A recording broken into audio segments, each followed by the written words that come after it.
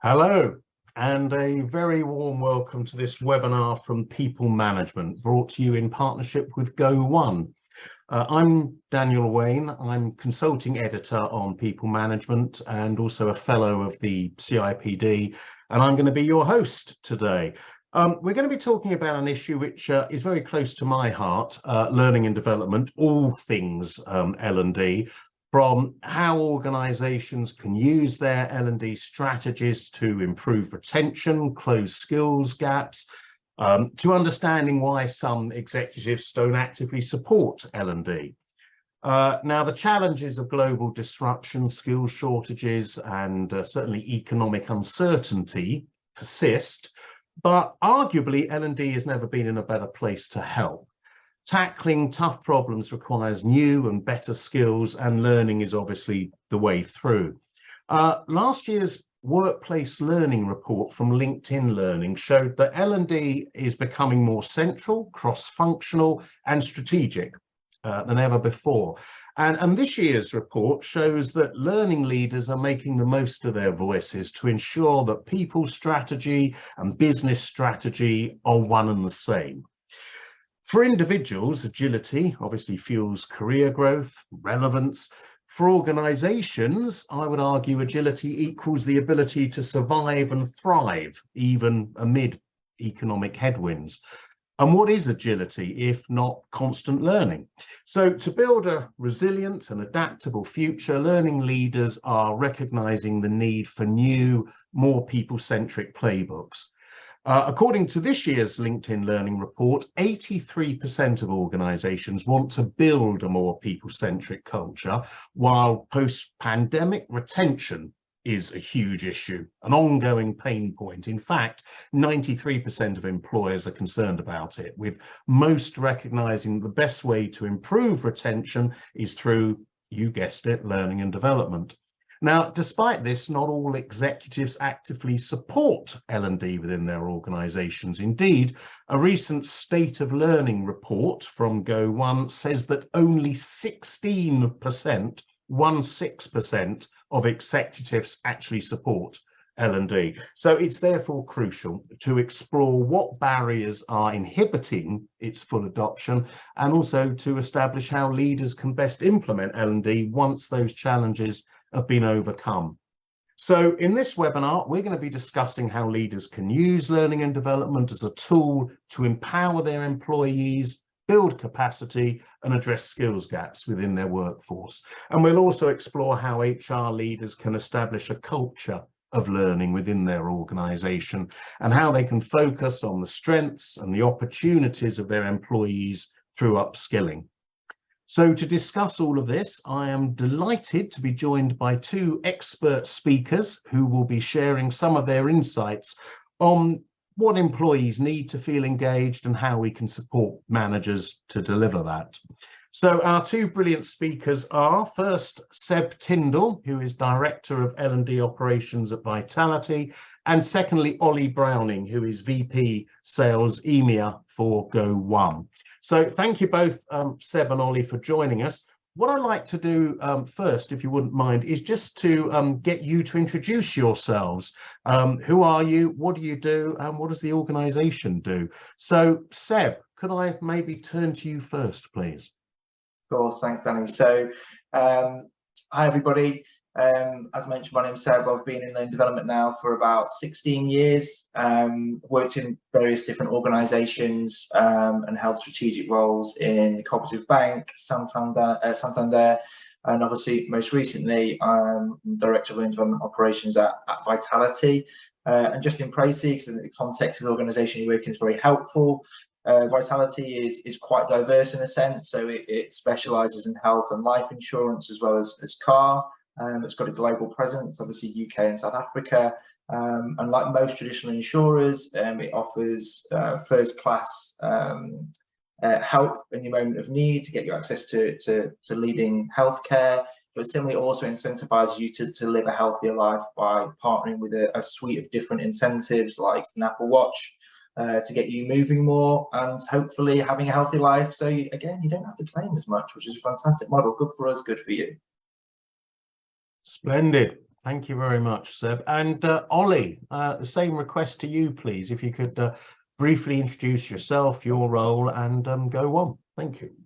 Sure, thank you. And yeah, great to be here. And thanks for tuning in. So Ollie Browning, I'm the VP of Sales for EMEA for Go1. I likewise have been in and around learning and development for about 20 years, working for various organisations, predominantly helping customers and organisations get better value from L&D, whether that's in the past from perhaps more traditional face-to-face methods, but most recently my role at Go1 is helping organisations develop skills and capabilities through digital learning. So Go1 has a broad range of content from a variety of providers and makes that available for organisations to develop some of the critical skills. So yeah, so my interest in this topic and sort of opportunity to discuss what we see time and time again with the prospects and the customers that we're working with. So hopefully bring some of that insight and work with Seb as the sort of in-house practitioner from Vitality. So yeah, very much looking forward to the conversation, and thanks for having us. Great. Well, thank you, Ollie and Seb, for joining us. So just before we get into the meat of the session, a little bit of housekeeping for our audience. Firstly, the session is being recorded and it will be available to watch on demand shortly after it's finished. And secondly, and maybe most importantly, we'll be taking your questions towards the end of the webinar, and maybe even as we go through. So please do post any questions for either or both of our two speakers at any point in the comment box, which you will find below the video player. And then as we go through towards the end of our time, I'll get to as many of those as I can. We've already got a few comments and questions in there. One from Charlie, head of HR, very interested in learning how to better kickstart the process. Well, hopefully we will certainly tick that one off. Incidentally, if you'd like a particular speaker, Seb or Ollie, to reply to your questions, just indicate whom using their name. Finally, for now, we'd also invite you to interact by responding to two poll questions that we're posing to you, our audience. So you should be able to see these two poll questions below the video player now, or in very short amount of time. Question number one: are you satisfied with the learning and development opportunities offered at your workplace? Yes, no, don't know. So are you satisfied with the L&D opportunities offered? And the second question: do you feel supported by your line manager and workplace to take time away from your normal duties to participate in L&D? So again, yes, no, don't know. So question number one: are you satisfied with the opportunities offered? Question number two: do you feel supported to take time away to actually participate in L&D? And please do take the time to answer, and we'll discuss the results a little later. But before getting into those poll results, first question to Seb and Ollie: how can learning and development strategies help to resolve some of those bigger issues that I was talking about in the introduction, all those big issues that employers are grappling with, like worsening retention rates, widening skills gaps, and so on? So yeah, how can L&D help to resolve some of those issues? Could I maybe turn to you first, Seb? Sure. Yeah. So I think when you engage in sessions like this, obviously you try and give your own organisational context to make it as relevant as you can to everyone else. But as I say, if people want more specific info, absolutely pop it in the chat. We'll be monitoring those questions.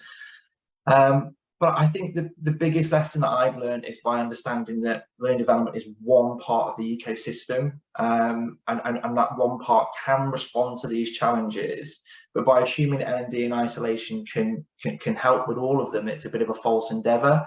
And I think that over-promising can cause some of the biggest tensions that I've seen in organisations. And a classic example I always see is, we're going to buy a new skills platform and it will solve all of our skills challenges. Well, and spoiler alert, it absolutely won't do it on its own. I think it's something that L&D won't be the silver bullet, but some of the ubiquitous challenges that we're kind of seeing at the moment help, as we say, as Danny said in his intro, to put us at the forefront of the people profession. So again, by helping businesses pivot away from kind of antiquated approaches like linear role progression, single destination career plans, kind of programmatic learning initiatives, you can start to demonstrate the breadth of your contribution on a much more kind of holistic level. And also don't think it's outrageously hard to present these concepts as viable. And if you kind of follow or believe the economic indicators as they are, people will be increasingly harder to find. And when you do find them, they'll be more expensive. And obviously that then drives the market even more. So more people will be trying to bring in those individuals, which drives the price, even higher. And again, that's only going to perpetuate what we've seen is fluidity of talent, not only within organizations, but outside of organizations as well. So it's a challenging market in that sense.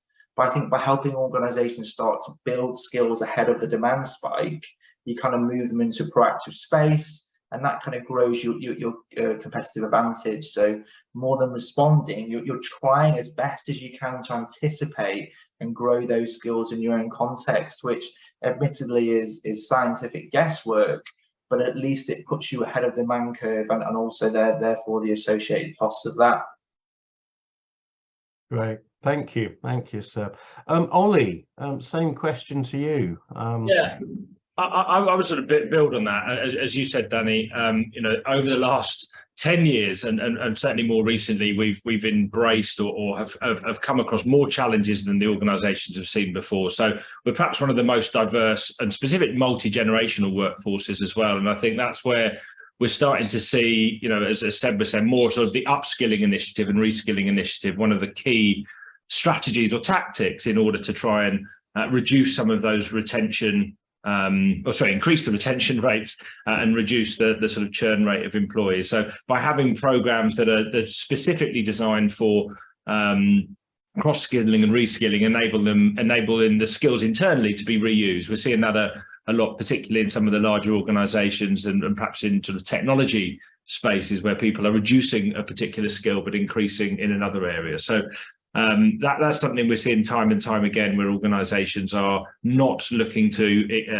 bring in new talent, but identify the skills you've got internally. And that's not an easy job, and perhaps we can talk about sort of some of the challenge faced that, but certainly investing in employee development more generally.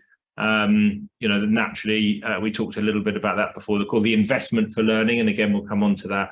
That will keep people retained, and what we see even in our own organization as we're hiring, the expectation or the value that's put on employee development in an organization is far higher than even 3 or 4 years ago, where people were looking at reward and recognition as one of the big levers. Now it's about what's my development opportunity, whether that's in my current role or perhaps as more importantly, career development roles.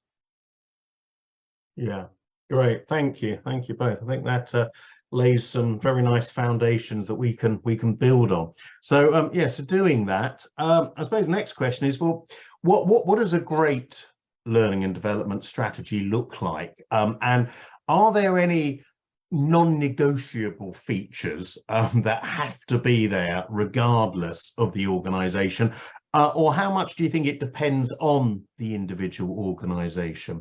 So again, maybe Seb, if I could come to you first. Sure. So I think the following is informed by working with a lot of good people and also making plenty of mistakes myself. Formulating a strategy is really challenging, but probably the three biggest lessons that I've learned are, I think, number one, particularly my current thinking is it truly depends on the organization which you're in. And I explain, it's not to be generic, I explain why I believe that. I've seen so many professionals over the years present what they believe to be kind of brilliant strategies, and they've been carefully created, but by borrowing from all of the different L&D strategies out there, which absolutely are great in their own right, but they're not grounded in operational realities or challenges of their own organization. I think that message of let's do this because the wider L&D market is doing it isn't actually a great strategy. In fact, if anything, it only perpetuates the notion that sometimes HR teams and people professionals can be a little bit detached from the reality of the organizations. So I think a great strategy doesn't start with L&D, but instead a pretty deep and forensic summary of the biggest organizational challenges and opportunities in your business, and what you have done and what you're going to do to help. And again, you know, we all know this, well, many people who are present today, a business needs and the challenges vary pretty wildly by things like sector, regulation, maturity, locality, on and on and on and on. And if you aren't using those factors to kind of present the strategy, then you've got a pretty kind of cookie cutter approach, and that's a pretty limited repertoire. I think probably number two is and as a non-negotiable, is a conveyance of why particular streams in the strategy are due to change in importance. It's not just that, you know, these 5 things are important now. A strategy is an investment of effort and resources. So you don't just solely invest on what is going to give you a good return now. You invest based on outlook and kind of predicted market performance, and your strategy shouldn't be any different. So don't focus only on the things that are important today, but instead the things that you think are going to be most critical in 12 to 24 months. And sometimes those are quite different things. And I think that only helps to convey commercial credibility. And I think probably the third and final one, which again, you kind of learn the hard way, if I'm honest, was strategy is an opportunity to convey what your vision is. And I think typically if you've had a relatively modest budget, sometimes that can cause your strategy to reflect that. But actually your strategy is an opportunity, particularly if it's tied to a budget year, to show the vision that you have as an enabling department or an enabling entity. So I think I've always gone in with a kind of a bronze version, keep my budget the same plus 5%, and you'll probably get more of the same. Silver is, you know, a couple of select investments are really going to improve us here. And gold is, if budget wasn't a factor, let me show you what we could deliver here. And again, you're welcome to limit that by financial input, but the things that we could deliver would be quite revolutionary if the investment was there, and that's the limiting factor, not our vision or our strategic capability. Yeah, thank you, Seb. Yeah, I mean, again, you know, I think, you know, the word that keeps springing out to me is kind of anticipation. You know, not building skills ahead of the demand spike. Also, your comment about you know, any sort of tailored solution having to be driven by the business need. It reminds me of the Mark Twain quotation when he said that a salesperson is someone with a hammer looking for a nail to hit. And I can't tell you the number of times I've seen salespeople who they've got this solution and they're just desperate to find a need for it, rather than actually the starting point being the need. There's a nail sticking out.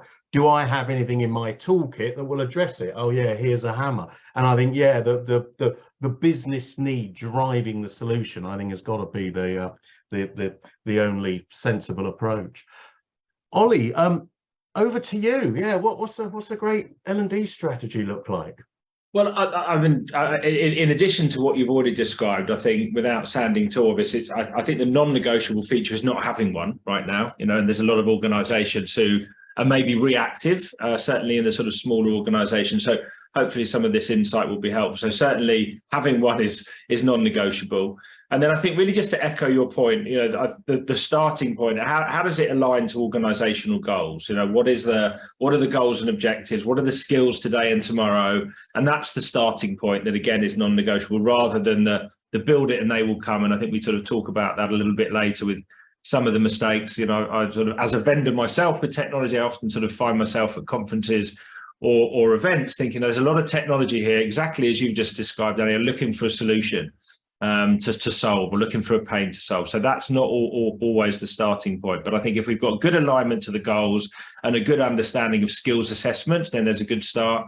And I think sort of more now, sort of the human connection, and there's sort of a broader topic here, but ultimately as a leader, I think, how does leadership and management drive the strategy and the learning culture? And I think it's our job as leaders and managers to encourage the organisation to realize the potential from unlocking potential of employees, and maybe that's part of the goal. And again, we were talking before this call of sort of organizations that didn't seek that investment, and when we talk about a little bit later on. So I think developing the culture around a learning strategy is critical, because otherwise it's an artifact, it's a course, it's a piece of technology, it's a thing, not a living and breathing tool or culture that helps, whether that's, you know, management, time, capacity, feedback, all of those things that sort of form a really great learning culture. So in summary, I think it's non-negotiable to have one. It's super critical to start at the beginning with alignment to goals and skills. And then it's really important to make that actually work rather than be a sort of fancy story at the beginning of the year. Like, how is the culture actually going to embrace that and deliver the outcomes that hopefully that you're expecting by aligning to your strategy? Great, thank you, Ollie. Thank you both. I maybe building on that whole need to engender a learning and development culture, and the very fact that, you know, an L&D strategy should be non-negotiable. The answers to the first poll question have come in. If you remember, it was, are you satisfied with the L&D opportunities offered at your workplace? And it's a pretty sort of even split. We've got 51% saying yes, they are satisfied, 44% saying no, and 6% saying don't know, not sure. Maybe it's not as clear cut as black and white as that. Rachel, a people manager, has kind of added an addendum. Some parts of our organization do it very well, but it's not consistent. Some people have much better access to opportunities than others. So yeah, maybe it's not just a case of yes, no. Building on from what we've just been talking about, Seb, Ollie, what are some of the biggest mistakes that you see in the L&D space? I mean, you know, from the approach taken by HR teams when building L&D solutions to the attitudes taken by line managers with their teams. I mean, what are the biggest mistakes? And also, just as importantly, maybe more importantly, how can they be avoided or overcome? So maybe, Ollie, I could start off with you first here. Sure. I mean, when I was thinking about this, and I've already said this topic, the sort of build it and they will come strategy is one of the mistakes we often see, and particularly the world that we operate in, where we have, you know, a library of content available for people. So I think that at a very tactical level, people, whether it's a catalogue of courses or a series of online events, like just putting content up there and hoping people know what they need to find and they will find it, I think is one of the common themes that we see sort of time and time again. And then again, just to really reiterate, I think where line managers really fail to actively support and encourage team members in the L&D journey. So having access to the right content for the right people is one thing, but again, you know, just really emphasizing that how could managers actively promote and support employee development, recognize the value, make that personalized to individuals. So again, not a one size fits all approach. And that's not to say everything has to be, you know, completely prescribed for an individual, but how do you help an individual navigate the choices that are available to them, either formally or perhaps there's more informal opportunity within the organization, whether it be sort of job shadowing or opportunity to work on sort of different projects. So maybe some of the other skills that are available to obtain that's not through a sort of formal learning approach. And I think people often fall foul by that, and it's often pushed out to organizations versus driven from the line managers up. So they're probably some of the common themes that we see.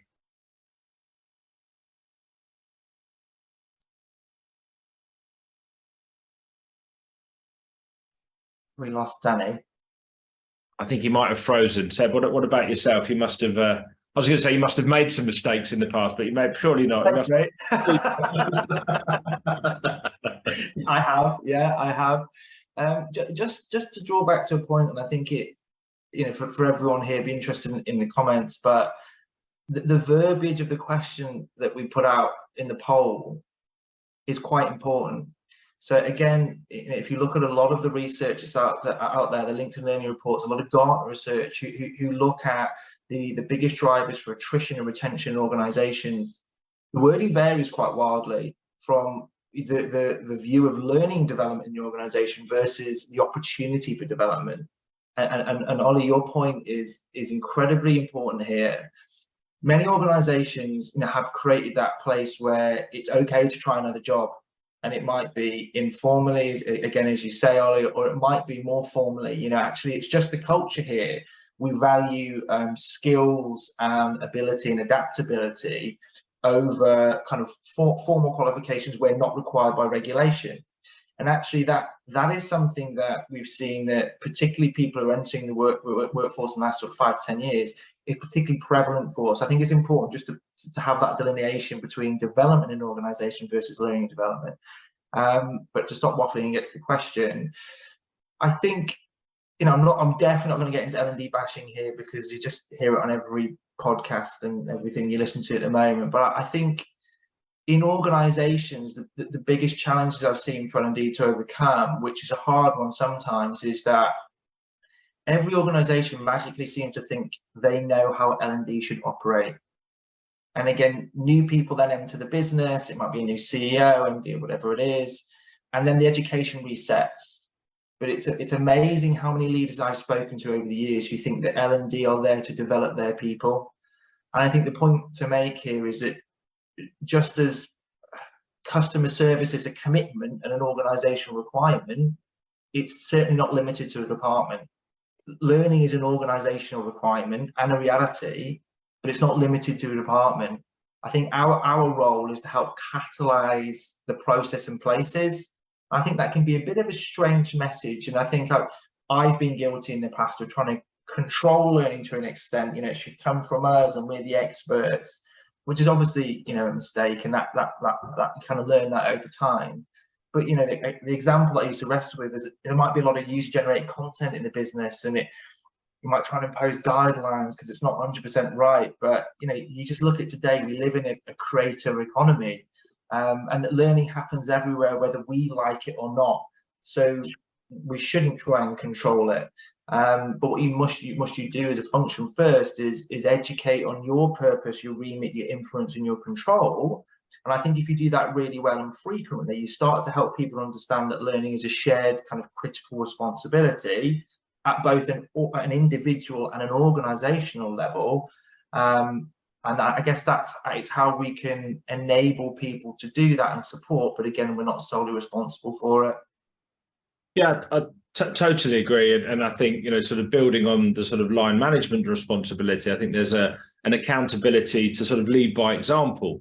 If line managers, we as line managers have significant influence towards attitude, and if managers themselves aren't demonstrating the investment in their own learning and development, talking about it, then that doesn't necessarily create the space. So I think, again, we see time and time again, great solutions, great programs, but they culturally, we hear again in a lot of the discussion, haven't got time to learn, or you're sort of frowned upon if you're taking time out to sort of learn a new skill or a challenge. So I think it is the line manager's accountability to be able to create the environment, create the culture, lead by example, to do those things, as well as provide the sort of direction and career opportunity, or point in the right direction for a particular program or initiative. Hi there, folks. Can you hear me? Got you, Danny. Marvelous. Yeah, sorry about that. I obviously lost connection, but well done, Seb and Ollie, for carrying on regardless. I'm sorry I never heard some of what you said. Before we go any further, I just thought I'd look at the results of the second poll, unless you did that during my absence. If you remember, the question was, do you feel supported by your line manager and workplace to take time away from your normal duties to participate in L&D? And we had a pretty rosy picture there, I'm pleased to say. 72% saying yes, they do feel supported. 23% no, and 5% don't know. So pretty much 3/4 saying yes, I feel supported by my line manager and workplace to take time away to participate in L&D. I mean, Seb, Ollie, any responses to that, and indeed the finding from the first question as well? So I think we had a little bit of unpacking of the first question, which I think was useful. I think the second question is, and I think a lot of the conversations today have been about skills in particular. It's absolutely a hot topic. Is that when you start to introduce kind of skills intelligence into an organization, it's brilliant because you start to identify what you've got to work on. It's great because you start to identify what you're great as an organization, but it also starts to show where talent is residing. And I think what you can find, and this is a real challenge, is talent hoarding, where I bring someone into my team, they're performing absolutely brilliantly, but it's hard to let them go. And I've seen in organizations, it's a difficult one to rationalize. Actually, sometimes not permitting someone away from their role, we know it's, ironically, as development opportunities is one of the biggest drivers for attrition in an organization. It's also the ability to develop is one of the biggest attraction factors in any business. And I guess it's rationalizing the two, that if you don't permit time for someone to go and develop in their role, ironically, those two things are going to perpetuate to make it even more likely they're going to leave. So this whole concept of talent hoarding versus the commercial reality of it being a driver of attrition is not too difficult to draw some quantifiable measurements between. So I think as an organization, if you want to promote talent mobility and fluidity, talent hoarding and not permitting someone time away from the role to develop is actually one of the biggest barriers to try and overcome. Yeah, absolutely. Ollie, anything that you would add to that?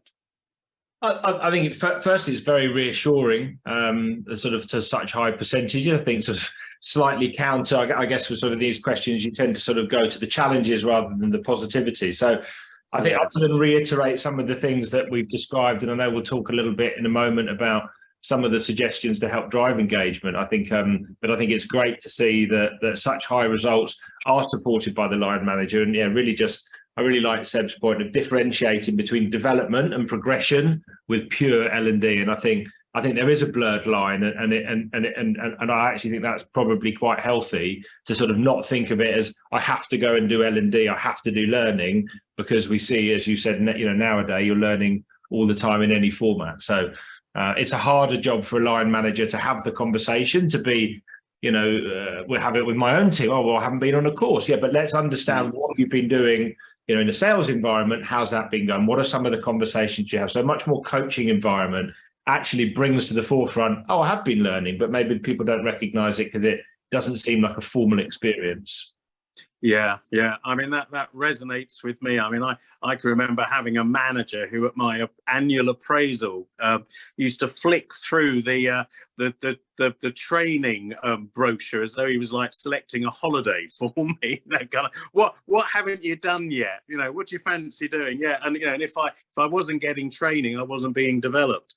I mean, building on from that, then, and Ollie, you've just referred to this. I mean, what advice would you give to learning teams who are struggling to engage employees with the L&D opportunities that are already on offer? How can they actually get employees engaged? So yeah, Ollie, if maybe we start with you. Sure. Well, I mean, without wanting to sound like a sort of broken record, I do think it starts with the leaders and the managers, and how can those roles transform the learning culture, or at least drive the learning culture in a number of ways. So firstly, setting the tone, as I touched on before. If as leaders we're prioritizing learning, it sends a message that it's important to us, it's important for the success of the company, but also then gives the opportunity to sort of direct and engage with the sort of various solutions that are in place. So setting the tone, leading by example, so demonstrating a commitment of that themselves, encouraging employees to do the same. I think then within a team environment, how do you create a safe and collaborative environment? So just because you've been on a course or learnt something, or perhaps the opposite, if you've done something wrong or found a challenge, that's a learning environment. So it's okay to talk about the challenges. It's okay to talk about the misses, depending on the nature of the role. So how do you create a safe environment within the team that fosters collaboration and knowledge sharing? I think then building on that, sort of encouraging the feedback. So how can employees feed back on their needs, the feedback of, and I'm not talking sort of, tick box of what did I think of the experience, but, what are the initiatives available? How do I feel, or where do I feel I can go to sort of support me in that role? So I think, and ultimately then sort of leaders providing resources for those initiatives. So I think it's an underutilized sort of superpower of the managers and leaders in the organization to really be the advocates and drivers of the sort of L&D strategy and and particularly the learning culture.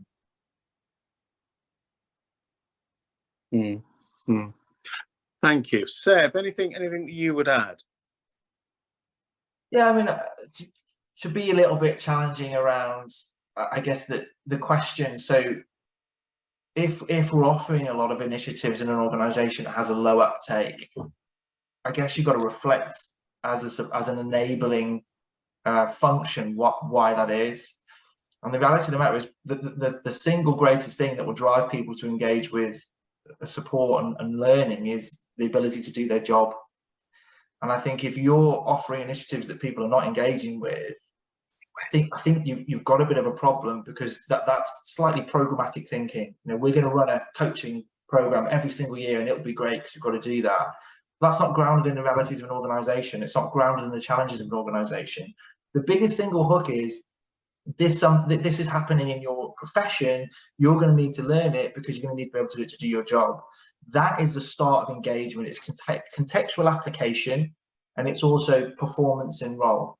I think if you start from that moment, you can build the strategy upwards. But if you're not engaging people and supporting them to be able to perform in their role, you're going to lose them. So rather than start from the top down and have a suite of different things you can engage with, start at the other end and help people do their job and build the credibility with stakeholders in that way. Yeah, thank you. I don't know if we've already answered this one, but there's a question from Sarah. What's the key business lever that L&D can use to engage managers in L&D? Any thoughts on that, Ollie?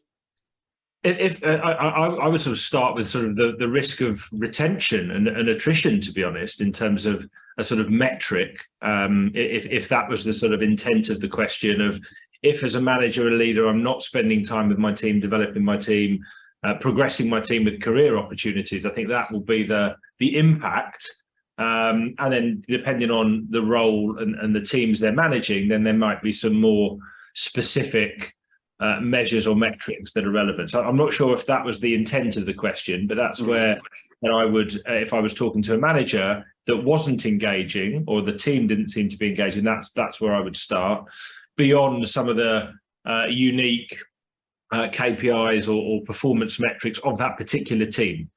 So yeah, that's how I would think about the answer to that. Yeah, thank you. Seb, anything that you would add? Again, I guess it's back to the programmatic question. It's why are L&D involved in that conversation in the first place? Why are L&D having an interface with that manager? Because it must have been through forensic analysis being decided that some sort of learning initiative was absolutely fundamental to the performance of that team.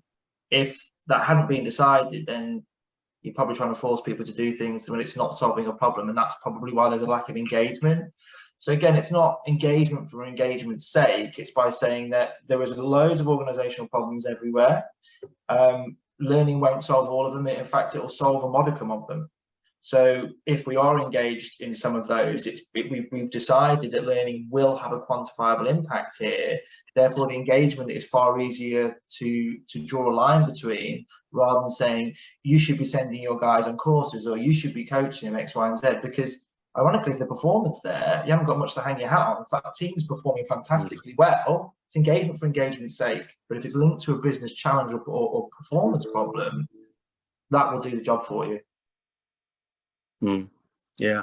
I mentioned right at the beginning that Go One's I think it was the 2020 State of Learning report said that just 16% of executives actively support L&D in their organisations. I mean, I think this is obviously a question to you first, Ollie. I mean, why is that? Why is it so low? Yeah, I mean, it's sort of eye-watering low, and I think sort of slight caveat is I think now that's probably changed, in my opinion. So at a point in time, I think I don't know whether that quite answers the question or sort of sort of devalues the data, but I think at the time, and there's been as long as I've been in L&D, the sort of battle and debate of how are you demonstrating the value of it, and I think. In sort of flip side to that, I think people are saying, well, you can clearly demonstrate the value now of not doing it with some of the things that we've talked about. So I think it's becoming a non-negotiable, as we've talked about now. And I think in the past, there wasn't the pressure of remote workforce. There wasn't the pressure of organizations rethinking business model. I think there was less pressure at that time. And therefore, it was, not in every case, but maybe in a lot of cases, more of a nice to have rather than a necessity. So we are actually redoing that. That's sort of research at the moment, and be delighted to sort of come back and talk about that in the future. But I think with the fight for talent and retention, all of the things we talked about, I think it's a key tool to fight that battle.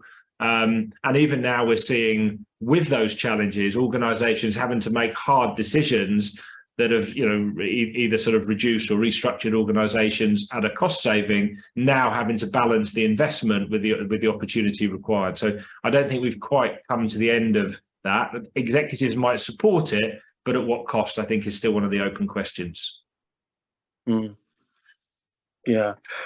Seb, any thoughts on from you on why it might appear to be so, as Ollie says, eye-wateringly low? I think from experience, if you ask CEOs and senior leaders about supporting learning development, that's when it's seen as a cost. And you talk about this wonderful learning culture, and I can only imagine that people just see everyone in breakout areas and beanbags reading books and going on courses and not contributing to organisation, which only kind of perpetuates some of that challenge. But I think if I was sitting down with an exec member that truly didn't want to support learning development, I think I would try and draw the commonality between learning at a macro level and a micro level. So something along the lines of, imagine our business was launching a new product or line of business, and it crashed and burned. It just was distinctly unsuccessful. And the question I would ask would be, would you be okay with us making that same mistake again? And the answer would obviously be no. So of course you want us to learn from that mistake. Okay, will make sense. And again, let's assume that it was down to a couple of reasons. Would you want the individuals responsible to learn from those mistakes, or would you rather those lessons be kind of extrapolated across the organization every time we launch a product? The answer obviously is yes. So you want our organization to learn. And again, that you can kind of move that conversation to, wonderful, great to hear. Well, let's talk about ways in which we want our business to adapt based on the challenges it's faced and the successes. And you can again tie together the micro and macro. The organization has to adapt and learn. Its people have to adapt and learn based on challenges that it's experienced. I don't understand why people wouldn't support that actively in an organization. Yeah. We've got a question here that I think might be quite relevant to throw in at this point, from Diana, who's a head of people and culture.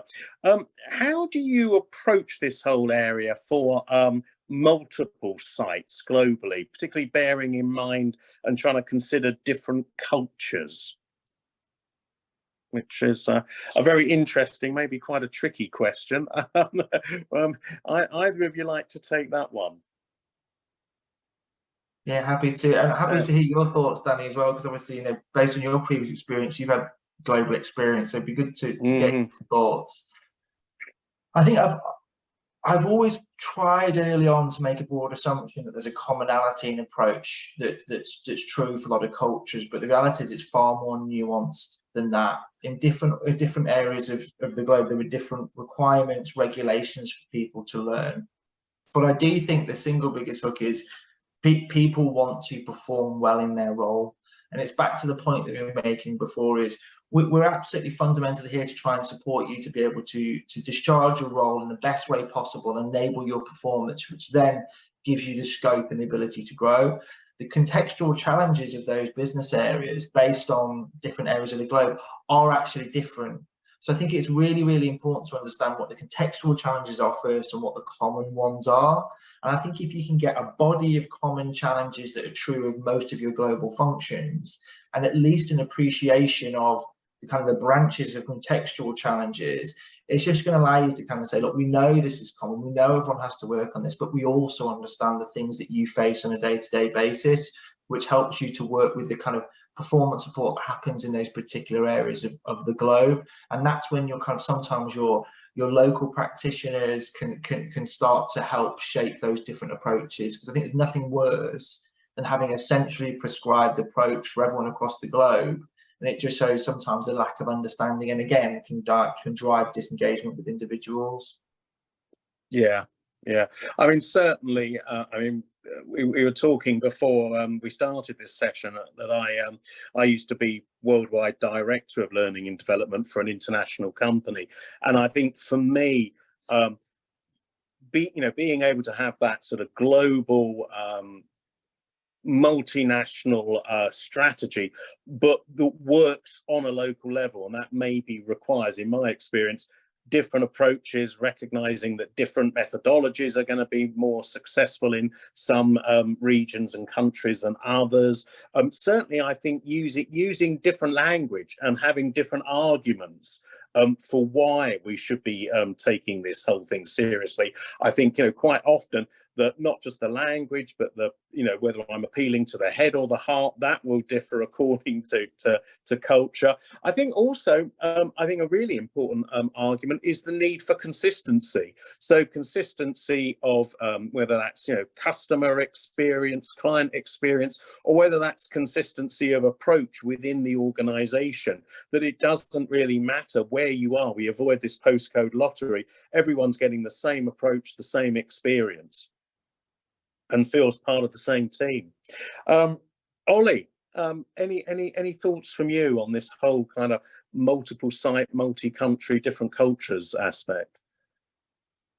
Not that you probably haven't shared, to be fair. I think sort of just to reiterate, in the same way as any level of assessment is required, regardless of whether it's a skill, whether it's a region or a culture, it's just important to understand the specifics of the audience you're serving. So I think you've sort of summed that up really nicely, and I wouldn't have anything to add as from a practitioner's point of view in that space, other than, as I said, understand your audience regardless of who they are, where they are, or what they do.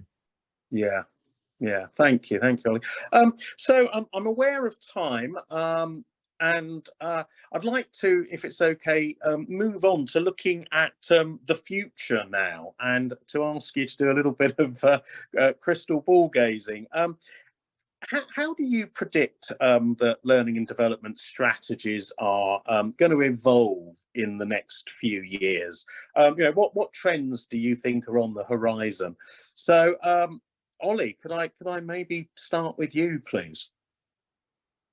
Sure. I sort of the lens I was thinking this is sort of the world I operate in. So with the sort of digital libraries, you can't move for hearing about AI now, and sort of that is becoming increasingly prevalent, but who knows exactly what that will do and how it will shake things out. Could it be the next transformational change of things like recommendations in the world which we work in, how you can really start to help learners prescribe what might be needed, but also perhaps excitingly, and I don't know what horizon this is on, whether it's a year or more, how actually you start to use some of those tools available to fill the skills gaps and the conversation with employees versus just recommendations. But I think naturally, AI and personalization will continue to be important. So that's a bit more through the lens of maybe a solution looking for a problem, but how do you translate what's available to be able to make that more personalized for employees? And sort of beyond some of the other sort of technology sort of widgets and gadgets, I genuinely believe that leaders and managers and sort of human conversations on the completely the opposite of what I've just said about AI are going to be increasingly important to support culture and to support employees. So whereas taken more of a back seat, I do see that that's going to become increasingly important to help empower people. How do you help people understand the sort of importance of lifelong learning, as I said earlier, regardless of where that comes from? So maybe sort of not particularly insightful or sort of crystal ball looking, but they're sort of just a couple of my initial thoughts when I think of particular trends, maybe around the solutions, but would love to hear, Seb's view on sort of maybe some of the strategies and sort of the practitioner's view of how that will likely to change and what you're thinking about. Yeah, so thank you, Seb. 48 minutes before we put £5 in the AI jar. Not bad. Before someone mentioned that's really good today, isn't it? I mean, I would expand the point, and I'll talk about my own experience. And again, I go to a lot of these events as a delegate. It's brilliant to just learn from everybody. But some of the things that I've been struck by, particularly the last couple of years, that inform my thinking are it's around a kind of automation and infrastructure design across the people portfolio. So I remember going to a webinar about a year ago, and there was somebody who started working in an organization, had a big impact. It was great, but what they've done is they brought in about 12 different systems into that organization. And I think what we're seeing now is a lot of people doing similar things, bringing in tools that just are coming out daily. A new tool comes in, it'll solve this problem, etc. And now we're having to, as L&D functions, is to have a much more closer appreciation of what the desired architecture is, of how these systems actually weave in together. So don't just buy another system if you don't know how it's going to tessellate and work with your HRIS, how it's going to work with your talent management system, how it's going to work with your learning experience platform, how it's going to work with your current data lakes, and how it's going to work with all of the different performance data across the organization. So I think people now have to have a much better appreciation of what a system is going to do below the surface, as much as it is above the surface, and the function is going to complete for you, because you're never short of choice. There's always going to be new tools coming out. But if the systems don't work together to create a coherent people experience, number one, your data is going to be terrible. Number two, people aren't going to engage with them. And number three, it's just going to feel incredibly disjointed to the people in the organization. So I think the kind of above the line problem solving work with software now has to apply to making sure that the infrastructure works really well. And that's probably one of the biggest pivots that I've had to make, is you're focusing almost as much on functionality of a system as you are about what happens in terms of open API connections and the systems that you have in place, which limit your choice. So I think that's probably the biggest learn that I can share at the moment. Great, thank you both very much. Yeah, we've got some very interesting comments and questions that I'd like to come on to as we head into the final straight. A couple of people, Laura, an OD advisor, and Russell, a learning and development business partner, both point out the 70-20-10 approach that I'm sure we all know about. Laura says people often need to be intentionally told that the 70 they're learning and why it is value adding so that they recognize it. Also, we've got a comment here from Russell. That's such a good point. The culture must be in line and be ready to lead by example, not just L&D as a tick box exercise. Got a question here from a learning and development manager. Can you please identify the key steps needed to conduct a learning need analysis which should inform the L&D strategy? So I don't know, Seb, if you'd like to take that one, but yeah, the key steps needed to conduct a learning needs analysis which will inform the L&D strategy. So I would be mindful of the verbiage there, and I think back to the analogy we used about salespeople looking for a hammer, which I'm sure Danny wasn't directed at Ollie, only indirectly so. But I think if you're conducting analysis that's looking for learning needs across a business, that's a bit of a limited view. And actually, if you're truly analysing the performance of an organisation and then identifying which of those challenges that learning would have a quantifiable impact on, that's very different. So don't limit your view to purely learning in organisation, because you're going to go and find challenges, you're going to apply learning to it, and more often than not, you might not have an impact on that. So I think broaden the scope on that. Back to the point we made before about having a truly forensic understanding of what's keeping our leaders awake at night, what performance challenges are we facing, what are we worried about in the future. If that's your hook for any documentation from a strategy, it just shows clear alignment and a clear interface with an organisation, rather than I'm going around here to look for learning needs. I'm not saying that was intimation of the question. Obviously, I'm saying it to be provocative with limited information, but I would change the verbiage and I would start purely with what's absolutely critical in our organisation from a performance perspective, not from a learning one. Great, thank you, Seb. Yeah, Ollie, anything that you would add? You're giving me the tough task of going after an expert practitioner, but I totally agree. I think it's sort of understanding what's the limiting factor of the team or the performance. So I think it starts with performance versus the solution. I think if you're writing a list, and I know that's not quite what was described, but if you're writing a list of what training do you need, then I think you're sort of going to end up with the wrong outcome. So yeah, understanding the performance gap and the challenges and maybe some of the skills that are going to be required for future projects or future initiatives, or if you're delivering a new project with a customer, it might be there. So maybe focus more on performance, more on skills, and that will give a sort of more holistic view across the organisation of what might be the initiatives that are required to solve that versus. I think, again, we were talking earlier, sort of in the old day, an annual appraisal comes with a sort of brochure of learning. I think that's the sort of the symptom of that. It's like, oh, I've got one of those. You can do that next Tuesday, or here's one online, versus, skills and performance, a sort of slightly broader topic to try and solve. Yeah, thank you. We've only got a few minutes left, folks, unfortunately. So I'd just like to squeeze in one final question, if I could, from Maria Victoria. How do you manage the time management? So in our organisation, she says, we encourage staff to take D&I opportunities, but the overall feedback is that they don't have time. Any tips? Seb?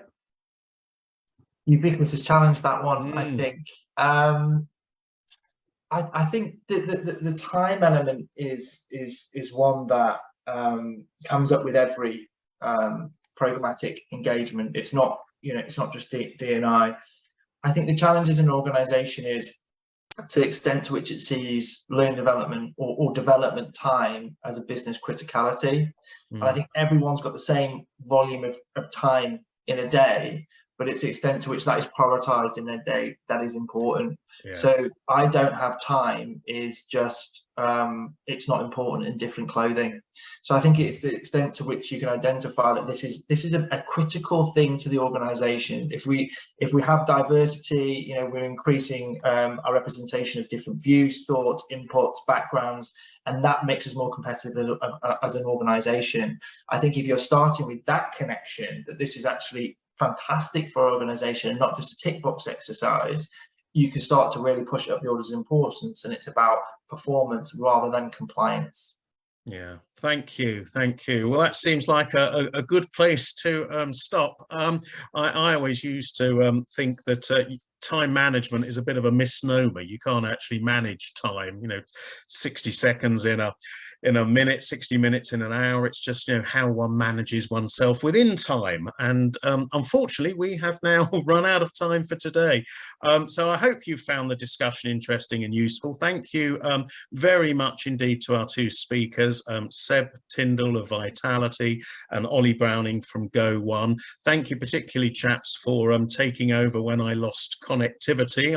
I think I've had a personal best. I've now been on this Zoom using 3 different devices, and we seem to have just about managed to get through it. So thank you for taking part, Seb and Ollie. Thank you to all of our audience for joining us today. I'd like to thank Go1, who are our sponsor, for partnering with us on this webinar.